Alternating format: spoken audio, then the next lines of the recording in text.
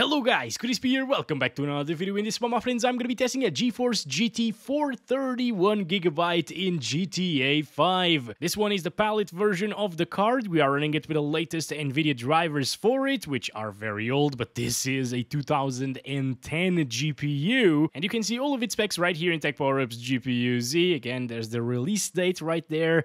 It's really old at this point. It has 96 CUDA cores, it's so cute, right? And 1 GB of DDR3 memory. Over on the left, I'm pairing it with a Ryzen 5 3600X, very overkill, and DDR4 RAM, 16 GB, 3200 MHz in dual channel, and let's get right into it. Shall we? Let's go over the settings first. I am starting at 1080p resolution using the DirectX 10 API, which will be less intensive than the X11, of course, because it disables some of the things here. As you can see, like the grass quality is not even set to normal at this point. But yeah, we're still utilizing the lowest settings here, as well as in the advanced settings. Let's do this. And here we have it, guys. Even DirectX 10 isn't enough to save the little GT 430, unfortunately. It's getting very low FPS, but I mean, somebody playing games with this GPU might actually feel like this is playable. Oh my god. I mean, it is not as bad as something like a GeForce 210, and I have managed to make an entire video on that GPU playing GTA 5, so there's that. We still have a little bit of a trick up our sleeves, by the way, and that is disabling the shadows in the config files, which I will do a little bit later, but for now, just with the default settings of the game and minimum settings at 1080p resolution, well, it's pushing almost 30 FPS maximum. Okay, I haven't really seen it actually reach 30 FPS. Oh, there we go, 30 FPS. There, it's finally playable, my friends, for a split second. Okay. Also, I'm curious to see Jack's Hill with the DirectX 10 API.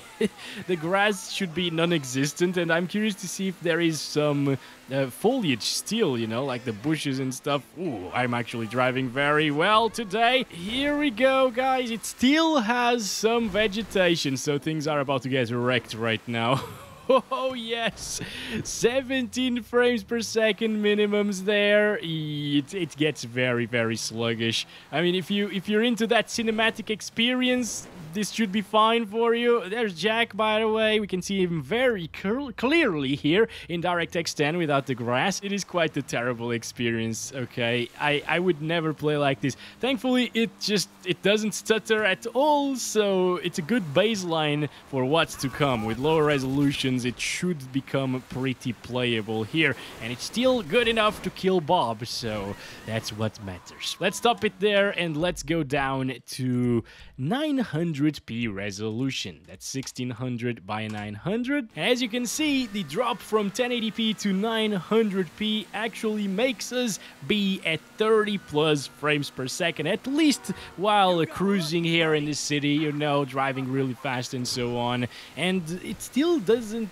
look all that bad compared to 1080p resolution. 900p shimmers quite a lot more, of course, and it has a lot more aliasing, but it's not terrible. I mean, I would totally pick this over 1080p with sub 30 FPS all of the time, basically. So there's that. And if you have a lower end GPU like this, thankfully, this means that you can play some GTA 5 and enjoy it at the same time. Not only give you a headache, you know? Also, getting these FPS at 900p makes me believe that this is faster than the GT 710.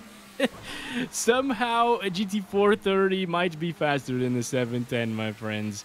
Even though it's older, it has less CUDA cores, but it's from the Fermi architecture, and the Fermi architecture basically has stronger CUDA cores than the Kepler architecture, but the Kepler has so many more CUDA cores that it actually ends up being faster, usually on the same tier at least. In this area, since we're seeing a lot of vegetation around us, it does dip down into the 20s sometimes, unfortunately, so it is not going to be a flawless experience, but it's definitely way better once again than 1080p was. However, I think disabling shadows might do a really big difference here for the little GT 430, guys, and it might make it way more playable and enjoyable, although in terms of graphics settings, or fidelity actually, Without shadows, this starts looking kind of like GTA San Andreas. Also, we've been to a couple of bushy areas already, and it does dip down into the 20s very often. So, oh my god, what the hell? I didn't click to get out of the car. How come I got out of the car? Ooh, this is nice, by the way. Like, the police aren't after me, even though I ran these people over. That's terrible. But it wasn't me. I got out of the car. The game itself did that, guys. What to do? What to do? I need a new car. There it is. All right, thanks very much. But I think I'm going to stop it there for 900p resolution. It's still very bad.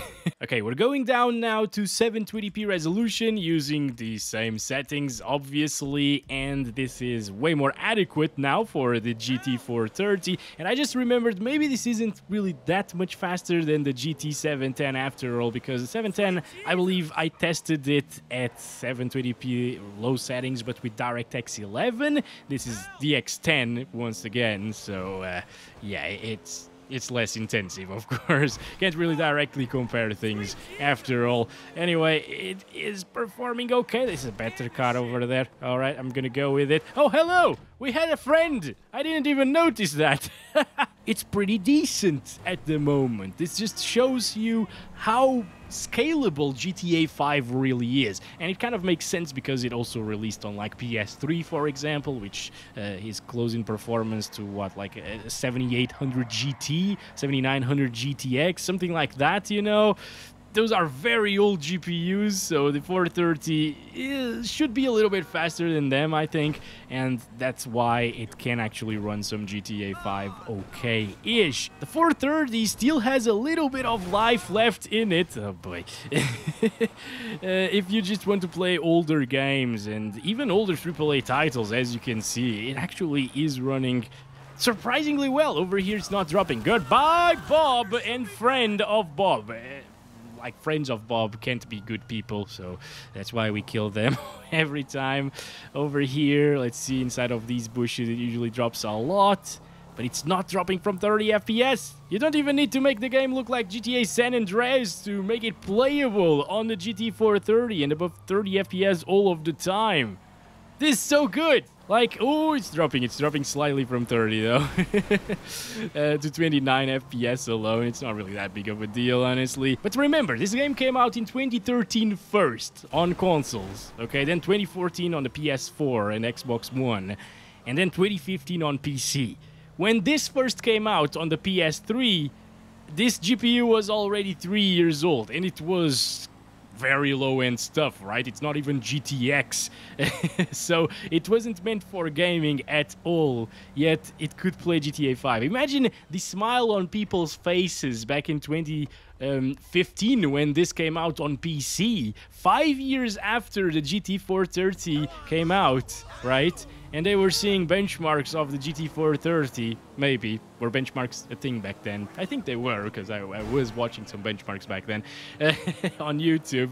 Yeah, imagine the smile on people's faces. Like, I can actually play this huge AAA title coming out now on PC on a 1GB GT430. I mean, you can tell that I'm really happy when I'm making these videos on old GPUs and super outdated ones, especially when they surpass our expectations. It's kind of incredible, right, guys? Alright, well, I'm gonna stop it there, and we're gonna disable the shadows on the config files. I'm gonna show you how to do it as well. Alright, you'll want to go to your Documents folder, Rockstar Games, GTA 5, and then you'll find the settings over here. You edit that with the notepad or whatever you want, and then you gotta find the shadow quality setting. Aha, there it is. So shadow quality set to 1, so that means that it is enabled. I'm gonna set that to 0, okay, save it, then I will go to the properties over here, select read only right there, and you're good to go. Here we have it, guys. We're back to 1080p resolution. As you can see, shadow quality is set to undefined, as I told you, so that means that it is disabled right now. Everything else is still the same. Oh no, it seems like the shadows aren't enough to push 30 FPS at 1080p resolution. It's giving us slightly higher FPS, but it's not to the point where it matters too much, I think. Oh, damn it. That's a little bit of a disappointment, honestly. Let's start counting our FPS here. Yeah, still dropping down to 24. Ugh. Oh. Okay, well, you should definitely not disable shadows then. I mean, if it could get 30 FPS at 1080p resolution all of the time, it would be a different story. Maybe you prefer the sharpness of the image at 1080p and you don't care too much about the shadows. But since it makes the game look very bad compared to what we had previously, and it still drops from 30 FPS, I say don't do it. Okay, I'm unstoppable now with this truck. Let's do this. Can it even climb Jack's Hill? I'm not sure about that.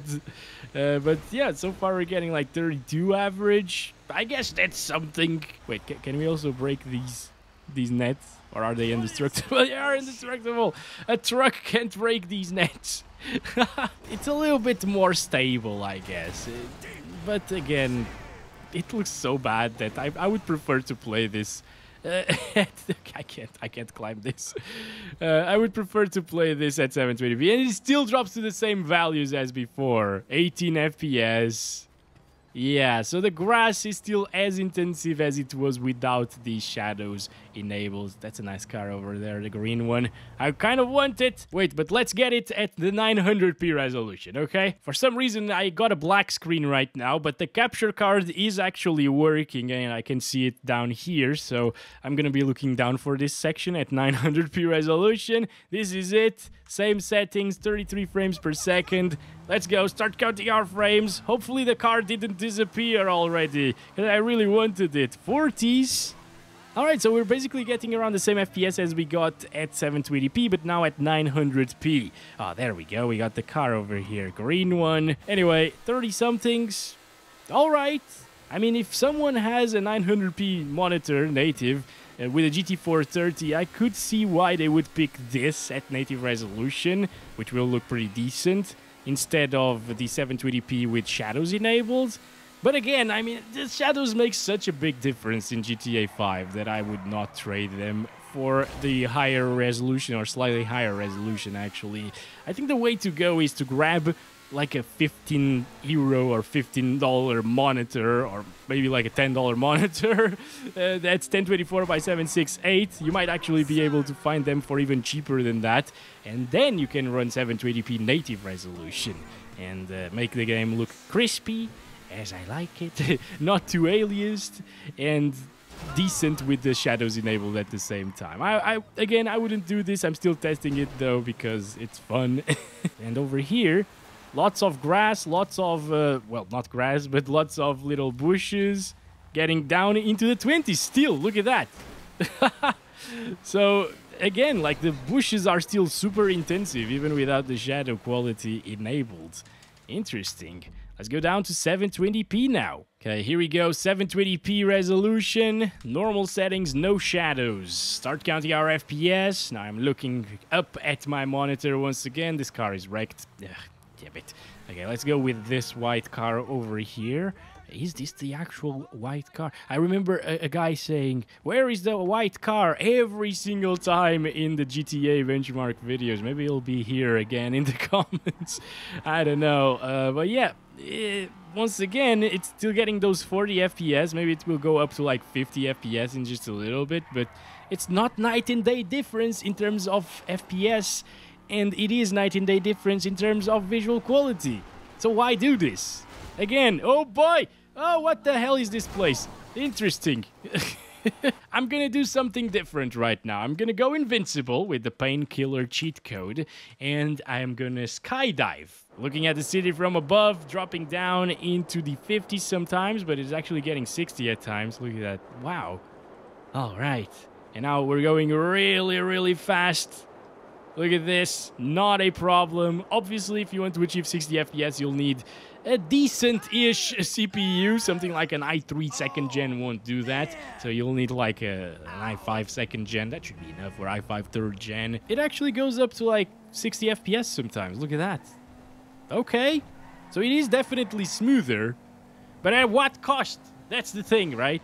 I don't think I would care too much about smoothness when the graphics look so much worse. Obviously, that's just my opinion. If you are playing the online mode, maybe disable shadows. If you get banned, it wasn't me who told you to do that, okay? I'm not sure if you can get banned by disabling shadows on the config files in online mode. Maybe it's a bad idea to try it without shadows in online mode. Goodbye, Bobs! Or Bob and Friend. And over here becomes the true benchmark. Will it drop down from 30 FPS? Probably not, right? Because previously it dropped to 29, I think. And over here, yeah, to 31... Well, slightly less intensive, so it makes it so it doesn't drop at all from 30. But again, shadows enable is the way to go. Hi, Jack. How's it going, buddy? Do not run away from me. Oh, this car sucks, actually. So I can't really go back there. Oh, boy. Oh, boy. But yeah, it is kind of crappy like this. I, myself, don't like it.